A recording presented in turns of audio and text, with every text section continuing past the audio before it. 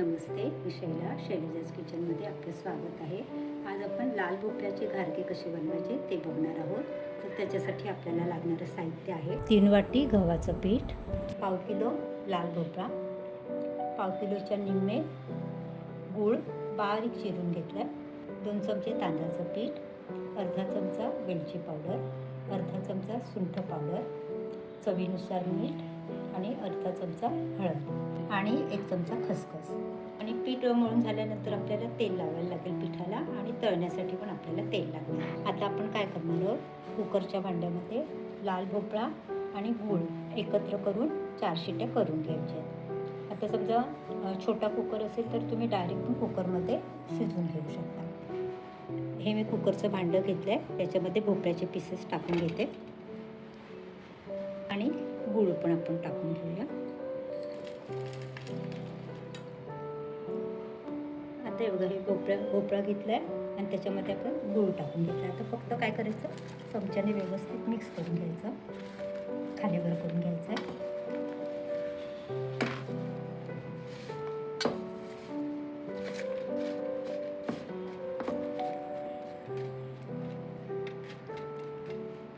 आता हे आपण कुकरमध्ये ठेवूया.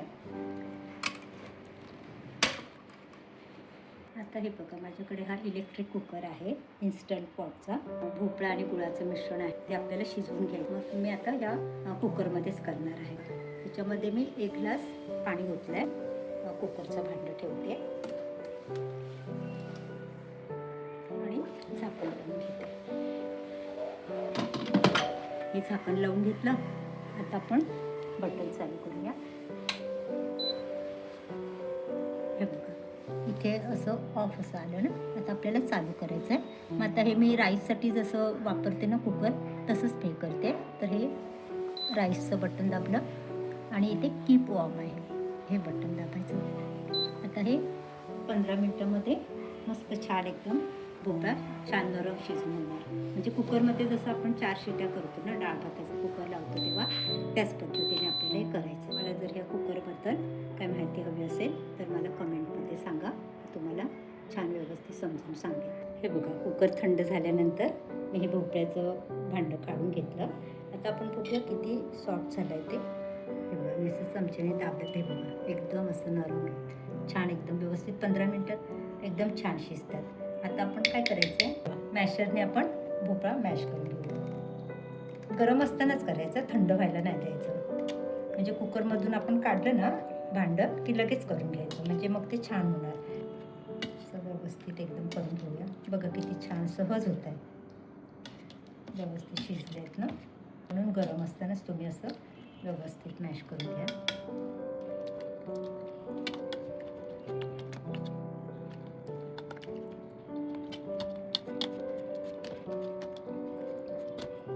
आता हे मी मॅशरने मॅश करून घेतलं. तिथे सगळं मिक्स करून घेऊया.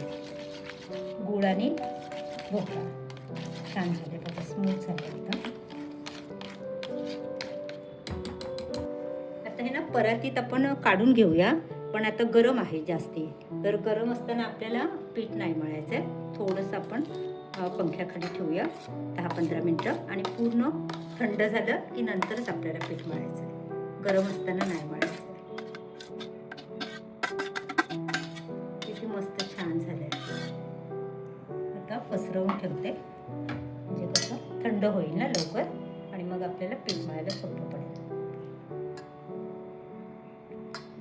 असं पूर्ण पसरवून ठेवूया. 15 मिनिटांनी आपण पीठ मळून घेऊया. हे बघा, लाल भोपळा आणि गुळाचं आपण जे मिश्रण मॅश करून घेतलं ना, पूर्ण थंड झालंय. आता आपण काय करूया, त्याच्यामध्ये हळद, कलर छान येण्यासाठी आपल्या घारग्यांना, नंतर वेलची पावडर, वेलची आणि वेलची आणि जायफळ मिक्स आहे पावडर, सुंठ पावडर आणि चवीनुसार मीठ. हे आपण 1 चमचा खसखस घेतली ना, ह्यातली अर्धी आपल्याला टाकायची, म्हणजे अर्धा चमचा टाकायची. तांदळाचं पीठ 2 चमचे ते टाकून घेऊया. हे सगळं साहित्य आपण मिक्स करून घेतलं ना की नंतर हे आपण गव्हाचं पीठ केलं आहे ना, तर ते पीठ या मिश्रणामध्ये जेवढं मावेल तेवढंच आपल्याला घ्यायचं आहे. हे मी मिक्स करून घेते.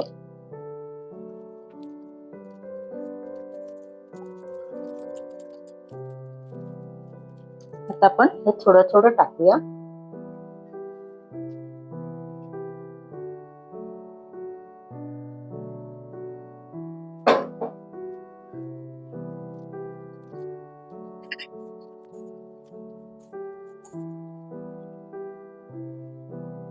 असा घट्ट गोळा झाला ना की मग थांबायचं, कारण आपल्याला जास्त पातळ नाही करायचंय, घट्टच हवं. पुरीसाठी घट्टच पीठ लागतं.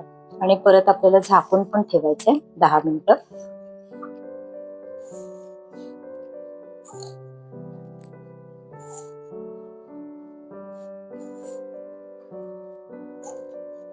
अजून पण हे बघा नरम वाटते ना, अजून आपल्याला लागेल पीठ. जसं लागेल ना तसं घ्यायचं.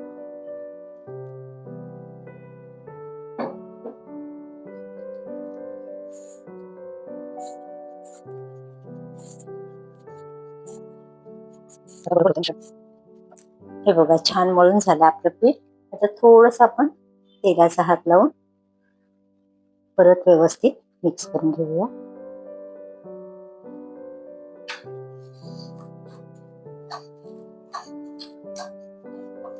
आणि 10 ते 15 मिनिटं झाकून ठेवूया पीठ, आणि नंतर मग आपण घारगे बनवूया. म्हणजे मग ते छान मुरेल पण आणि आपले घारगे पण छान फुगतील.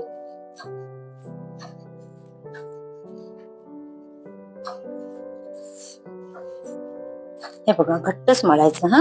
पीठ घट्ट मळायचं, पातळ नाही मळायचं. पातळ मळलं की मग पुरी पण छान फुगत पण नाही आणि तेल शोषलं जातं पुरीमध्ये.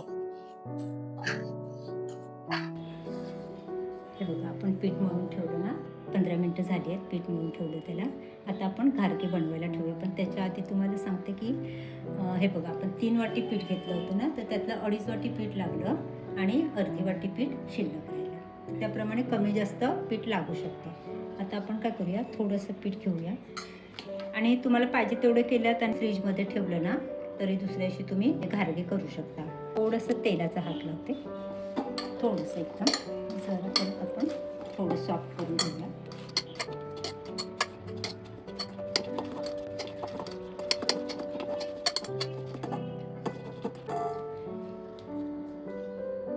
त्याचे आपण मोठ्या लिंबाचे आकार एवढे गोळे करून घ्यायचे. तुम्ही लहान मोठे करू शकता, असं काय नाही. तुम्हाला छोटे हवे असतील तर छोटे पण करू शकता.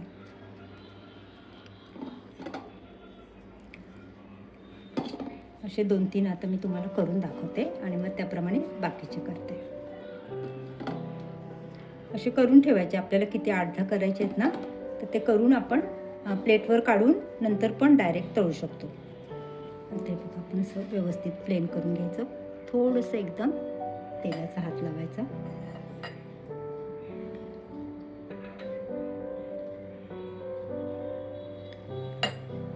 थोडीशी लाटली ना, थोडीशी खसखस आपण पसरवून घ्यायची आणि असं लाटण्याने लाटून घ्यायचं, म्हणजे व्यवस्थित ती चिकटली जाते. परत दुसरी बाजू पलटी करायची आणि तिथे पण थोडीशी लावायची खसखस. छान दिसतं तळल्यावर ना, मस्त दिसतं. आणि असं थोडं हलक्या हाताने लाटून घ्यायचं. खूप पातळ पण नाही लाटायची पुरी आणि खूप जास्ती जाड पण नाही लाटायची.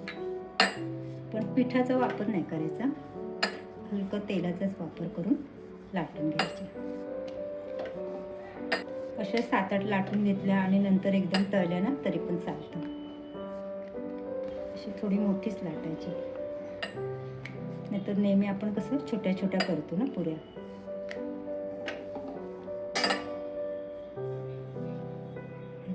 म्हणजे जास्त जाड पण नाहीये, जास्त पातळ पण नाहीये. असे आपण करून घेतलं ना 8-10 आणि नंतर तळल्या तरी पण चालेल. आता हे बघा मी तेल गरम करायला ठेवलेलं, जेव्हा लाटायला घेतलं ना त्याच्या आधीच ठेवलेलं गरम करायला. आता मी गॅसची फ्लेम पहिल्यांदा लो ठेवली होती ना, आता थोडीशी मीडियम करते.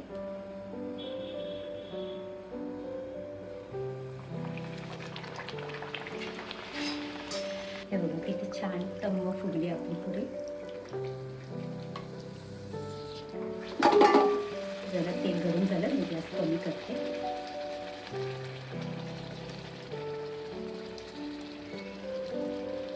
असा छान गोल्डन कलर आला ना की मग काढून घेऊया.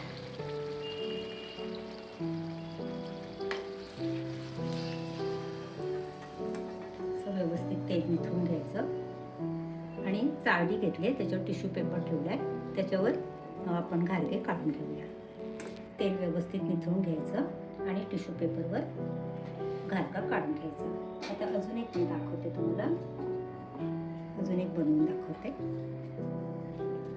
छान प्लेन असं दाबून घ्यायचं, सॉफ्ट करून. बघा साईडने काय असं चिरा नाही गेले आहेत ना.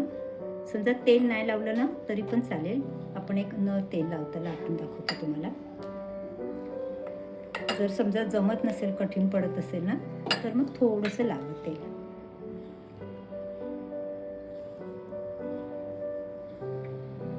एका बाजूला लावून घेतलं, मग पलटी करायचं आणि मग परत अशी थोडीशी खसखस लावायची आणि लगेच लाटून घ्यायचं, म्हणजे ती व्यवस्थित चिकटते. कडेने कडेने असं लाटून घ्यायचं. घारगे थोडे आपण मोठेच करतोय, म्हणजे छोटी चपाती असते ना तेवढे. तर रेग्युलर पुरी कसं आपण लहान करतो ना, खूप पातळ पण नाही आहे आणि खूप जाड पण नाही आहे. आता मी तेल गरम झालेलं म्हणून गॅस कमी केलेला. आता थोडंसं मीडियम ठेवते.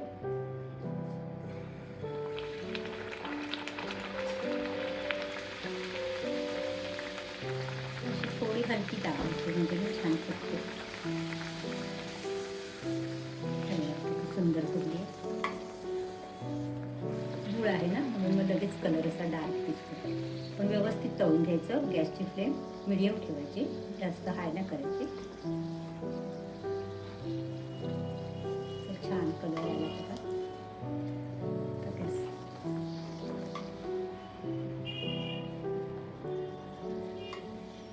तेल जर जास्ती गरम झालं ना लगेच गॅस कमी करायचा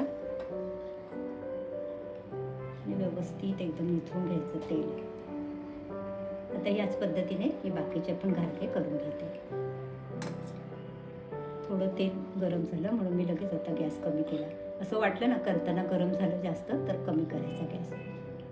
याच पद्धतीने आपण बाकीचे घारगे पण करून घेऊया. आपले हे घारगे बनवून तयार आहेत. माझी ही घारग्याची रेसिपी तुम्हाला आवडली तर लाईक करा, शेअर करा, सबस्क्राईब करा आणि बेल आयकॉन दाबायला विसरू नका. पुन्हा भेटूया अशाच एका नवीन रेसिपीसोबत. थँक्यू.